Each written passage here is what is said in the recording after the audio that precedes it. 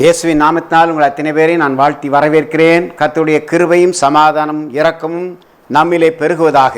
இந்த நல்ல நாளிலும் ஆமேன் தேவனுடைய வார்த்தையை உங்கள் மத்தியிலே நான் பகிர்ந்து கொள்வதிலே மிகுந்த மகிழ்ச்சி அடைகிறேன். ஆமேன், ஹல்லேலூயா.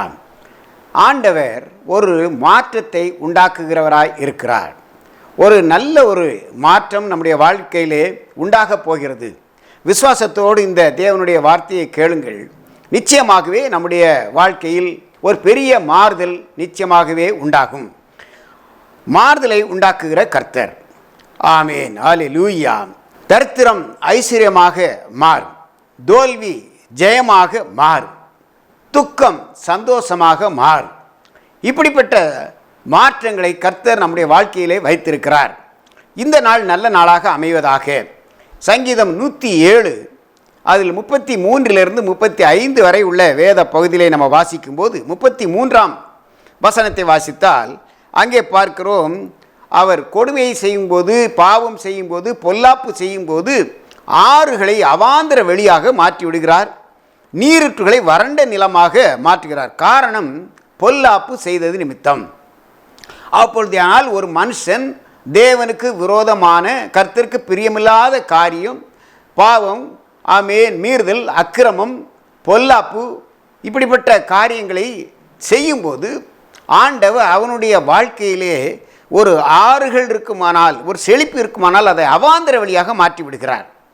அதே நேரத்தில் அவனுடைய நீரூற்றுகள் இருக்குமானால் செல்வ செழிப்பு, வருமானங்கள், வேலைகள், வசதிகள் இருக்குமானாலும் அந்த மனிதன் பொல்லாப்பு செய்தால் ஆமேன் அவனுடைய காரியங்கள் வறண்ட நிலத்தை போல மாறிவிடும். இப்படிதான் இஸ்ரவேல் ஜனங்கள் தங்களுடைய வாழ்க்கையிலே இருந்து கொண்டு வந்தார்கள்.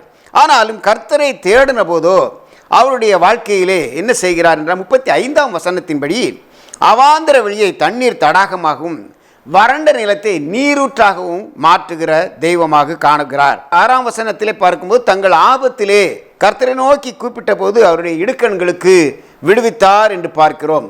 13ஆம் வசனத்திலும் தங்கள் ஆபத்திலே கர்த்தரை நோக்கி கூப்பிட்ட போது ஆமேன் அவருடைய இடுக்கங்களிலிருந்து விடுவித்தார்.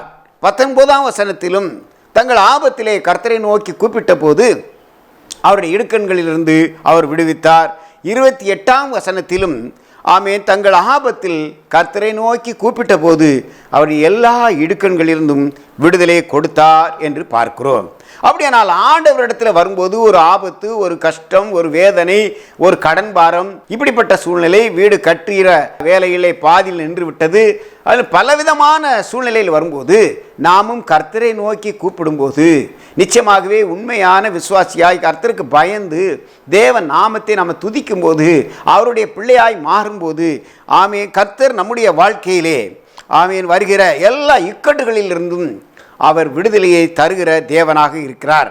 ஆமேன் விடுதலைக்கு மாத்திரமாக தேவனை கூப்பிடாமல் நம்முடைய ஜீவியம், நம்முடைய சுபாவம், அன்றாட வாழ்க்கைகள், நடைமுறைகள், பழக்க வழக்கங்கள் மாற வேண்டும். கர்த்தர் கசப்பை மதுரமாக மாற்றுகிறார். இஸ்ரவேல் ஜனங்கள் பிரயாணத்திலே செங்கலை கடந்து வந்து செங்கடலை கடந்து வந்தார்கள். வந்த மாத்திரத்திலே ஆண்டவரை துதித்தார்கள், மகிழ்ந்தார்கள், துதித்து பாடல்களை பாடினார்கள். யாத்திராகமம் 15ஆம் அதிகாரத்திலே பார்க்கும்போது அவர்கள் பாடலை பாடி ஆண்டவரை துதிக்கிறார்கள். அதை கடந்து 15ஆம் அதிகாரம் 22ஆம் வசனத்திலே அவர்கள் சூர் வனாந்தரம் என்கிற ஒரு வனாந்தர பகுதிக்கு வந்தார்கள்.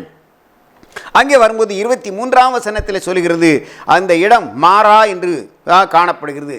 அந்த மாறாவுக்கு வந்தபோது தண்ணீர் கசப்பாக இருந்ததாம். அப்படியானால் குடிக்க தண்ணீர் இல்லை. அவர்கள் 6 லட்சம் புருஷர்களுக்கு மேலாக இருக்கிறார்கள். பிள்ளைகள் மற்றும் மிருக ஜீவன்கள் அனைத்து மக்களும் லட்சக்கணக்கில் வந்து கொண்டிருக்கிறார்கள். குடிக்க தண்ணீர் இல்லை. ஒரு மனுஷன் தண்ணீர் குடிக்காமல் எவ்வளவு நாள் இருக்க முடியும்?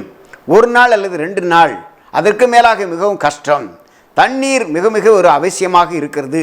ஆகையினால அந்த தண்ணீர் குடிக்க முடியாதபடி மிகவும் கசப்பாக இருந்ததால் அவர்கள் மிகவும் வாழ்க்கையில் கசந்து போய் அங்கே அவர்கள் வேதனைக்குள்ளாகிறார்கள். மோசையை கொல்ல பார்க்கிறார்கள். இதற்காகவா எங்களை இப்படி அழைத்து கொண்டு வந்தீர் என்று சொல்லி முறையிடுகிறார்கள், புலம்புகிறார்கள், கோபப்படுகிறார்கள், எரிச்சல் அடைகிறார்கள், அவனுக்கு விரோதமாக எழும்புகிறார்கள். இந்த சூழ்நிலையிலே மோசே தேவ சமூகத்தில் விழுந்து கர்த்தரை நோக்கி கூப்பிடுகிறார். அப்பொழுது ஆண்டவர் தாமே அங்கே மோசேக்கு ஒரு மரத்தை காட்டுகிறார்.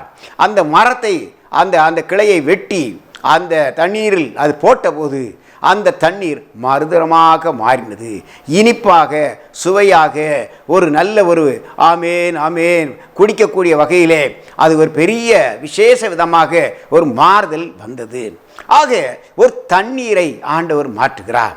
ஒரு இளங்கிளையை, ஒரு மரத்தை வெட்டி போடும்போது அங்கே கசப்பு மாறுகிறது. நம்முடைய வாழ்க்கையிலே இளங்கிளையாகிய ஆண்டவராகிய இயேசுவை கொண்டு வருவோம், நம்ம வீட்டுக்குள்ளாக கொண்டு வருவோம். நாம் ஒருவேளை செழிப்பாக இருந்தவர்கள் இந்த நாளில் அப்படியாய் சூர் வனாந்தர பகுதிக்கு வந்தது போல வந்து ஒரு கசப்பான ஜீவியத்தில் அனுபவத்தில் நாம் சென்று கொண்டிருக்கிறோமா? நம்முடைய வாழ்க்கையில் கசப்புகள் வருகிறதா? வீட்டில் உள்ள ஆமேன் பிள்ளைகள் அடங்காமல் இருக்கிறார்கள், குடிக்கும் வெறிக்கும் அடிமையாக இருக்கிறார்களா? ஆமேன் நம்முடைய வாழ்க்கையில் வீட்டில் கசப்பு தாங்க முடியாத வகையில் வேதனை அடைந்து கொண்டு இருக்கிறோமா? கர்த்தரை நோக்கி கூப்பிடுவோம். தேவகுமாரனாகிய இயேசுவாகிய அந்த இளங்கிளையை வீட்டிற்குள்ளாக கொண்டு வருவோம். நம்முடைய வீட்டில் உள்ள கசப்பு நிச்சயமாகவே இந்த நாளில் மாறும். ஆமேன் ஆமேன். கர்த்தரை தேடுகிறவர்களுக்கு ஒரு நன்மையும் குறைபடாது என்று வேதத்திலே வாசிக்கிறோம்.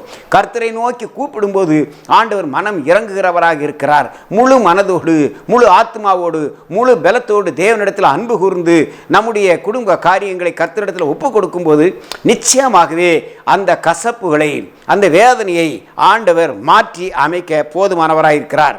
ஆமேன். அப்படியாக தேவனை அறியவே கசப்பான காரியங்களை சில வேளைகளிலே ஆண்டவர் அனுமதிப்பார். நமக்கு ஒரு கஷ்டம் வருகிறது, ஒரு வேதனை வருகிறது என்றால் இன்னும் நாம் ஆண்டவரை அறிய வேண்டும், இன்னும் தேவனிடத்தில் கிட்டி சேர வேண்டும், இன்னும் தேவ சமூகத்தை நம்ம நாட வேண்டும், இன்னும் துதிக்க வேண்டும், இன்னும் செபிக்க வேண்டும், இன்னும் வேதம் வாசிக்க வேண்டும், இன்னும் முழங்கால்களை முடக்க வேண்டும், தேவனிடத்தில் அன்பு கூற வேண்டும், தேவ பிள்ளைகளோடு கூட சேர்ந்து ஆராதனை செய்ய வேண்டும், அதிகாலையில் எழும்பி தேவனை தேட வேண்டும், மனதில் முழுமையும் ஆண்டவருக்கு இடம் கொடுக்க வேண்டும், இருதயத்திற்குள்ளாக கர்த்தருக்கு நல்ல இடத்தை கொடுக்கும்போது நிச்சயமாக நம்முடைய குடும்பத்தில் உள்ள மாறா மதுரமாக மாறும். அவர் ஒரு வார்த்தை சொன்னாலே போதும், எல்லாமே மாறிவிடும். ஆமே, மாறாவின் நீரை தேனாக மாற்றுகும் என்று சொல்லி நம்ம பாடல்களை பாடுகிறோம். இப்படிப்பட்ட ஒரு மதுரத்தை ஆண்டவர் தருகிறார். கசப்பான வழியிலே நடந்தவர்களை நாம் பார்க்கிறோம். யாத்திராகமம் 1ஆம் அதிகாரம் 14ஆம் வசனத்திலே அவர்கள் ஜீவன் அவர்களுக்கு கசப்பாக இருந்தது, அவர்கள் வாழ்க்கையிலே கொடுமையாக இருந்தார்கள், கொடுமையை அனுபவித்தார்கள். எகிப்தியர்கள் இஸ்ரவேலரை மிகவும் ஒடுக்கினார்கள். ஆளோட்டிகளின் நிமித்தமாக அவர்களுக்கு மிகவும் கஷ்டத்தை கொண்டு வந்தார்கள். செங்கல்களை அறுக்கும்படியாக, பெரிய பெரிய கல்களை சுமக்கும்படியாக அவங்க வைக்கோல் தரமாட்டார்களாம். அவர்கள் வைக்கோல்களை எடுத்துக்கொண்டு வந்துதான் இந்த காரியங்களை அவர்கள் செய்ய வேண்டும். செங்கல் சுட வேண்டும் என்று சொன்னால் வைக்கோல் வேண்டும். மிகவும் கஷ்டப்பட்டு வேதனை அடைந்து அவர்கள் வாழ்க்கையே கசந்து போனது. எதுக்கு நம்ம ஜீவனோடு இருக்கணும் என்று சொல்லி அவர்கள் ஜீவனே கசப்பாக மாறினதாம். அப்படியாக கொடுமையாக வேலை வாங்கின போது இவர்கள் ஜீவன் இவர்களுக்கு கசப்பாக மாறிவிட்டது. 2ஆம் அதிகாரம் 23ஆம் வசனத்திலே தேவனிடம் முறையிட்டார்கள். அங்கே அவருடைய தவிப்பு, அவருடைய முறையீடுதல், அவருடைய வேதனை, அங்கே அவருடைய ஜீவன் கசப்பாக இருந்த காரியத்திலிருந்து விடுவிக்க ஆண்டவர் ஒரு இரட்சகனை அனுப்பினார். அவர்தான் மோசே. அப்படியானால் ஆண்டவர் நம்முடைய குடும்ப சூழ்நிலையிலும், நம்முடைய வாழ்க்கையிலும், நம்முடைய வேலையிலும், நம்முடைய படிப்பிலும் நாம் என்ன ஒரு காரியத்தை செய்து கொண்டிருந்தாலும் ஒருவேளை வாழ்க்கையில் நமக்கு ஒரு கசப்பான சூழ்நிலை அனுபவம் வறுமையானால் அதை மாற்றுவதற்கு ஆண்டவர் ஒரு இரட்சகனை, ஒரு தூதனை அனுப்புவார். நிச்சயமாகவே நம்முடைய கசப்புகள், நம்ம சூழ்நிலைகள் எல்லாம் மாறிவிடும். சாயங்காலத்திலே அழுகை உண்டாகும், விடியற்காலத்திலோ ஆமேன் அது களிப்பு உண்டாகும் என்று நம்ம பார்க்கிறோம். சாயங்காலத்தில் என்றால் இரக்காலம், அது ஒரு இருள் சூழ்ந்த சூழ்நிலை. இதிலிருந்து ஒரு விடியல் வரும், அதுதான் மதுரமாக மாறுகிறது, கசப்பு மாறுகிற அனுபவம்.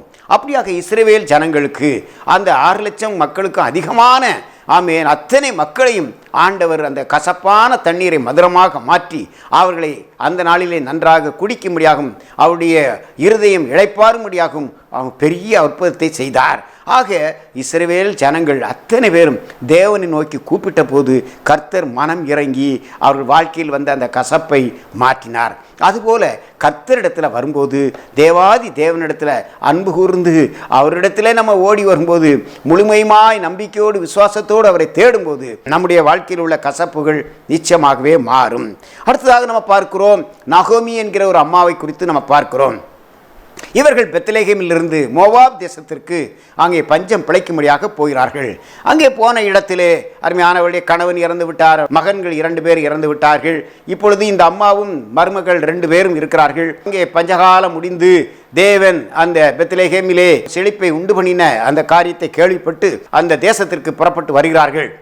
வெறுமையாய் வந்து இந்த இடத்துல வந்தபோது அவள் சொல்லுகிறாள், மக்கள்லாம் நகோமி வந்திருக்காள் என்று சொல்லும்போது என்னை நகோமி என்று சொல்லாதீங்க, நான் மாறா என்று என்னை கூப்பிடுங்கள் என்று என் வாழ்க்கை கசந்து போய் இருக்கிறது, நான் எல்லாவற்றையும் இழந்து இருக்கிறேன், எனக்கு துக்கம், என்னுடைய வாழ்க்கையின் கசப்பு அதிகமாக இருக்கிறது, என் வேதனை தாங்க முடியாது, என் புருஷனை இழந்திருக்கிறேன், 2 மகன்களை இழந்திருக்கிறேன், வரும்போது என்னுடைய ஒரு மருமகள் என்னை விட்டு கடந்து போய்விட்டாள், இன்னொரு மருமகள் என்னோடு கூட வந்திருக்கிறாள், இப்படியாக என் வாழ்க்கை ஆகிவிட்டதே, நான் கசந்த சூழ்நிலையில் இருக்கிறேன் என்று சொல்லி அந்த அம்மா புலம்புகிறார்கள்.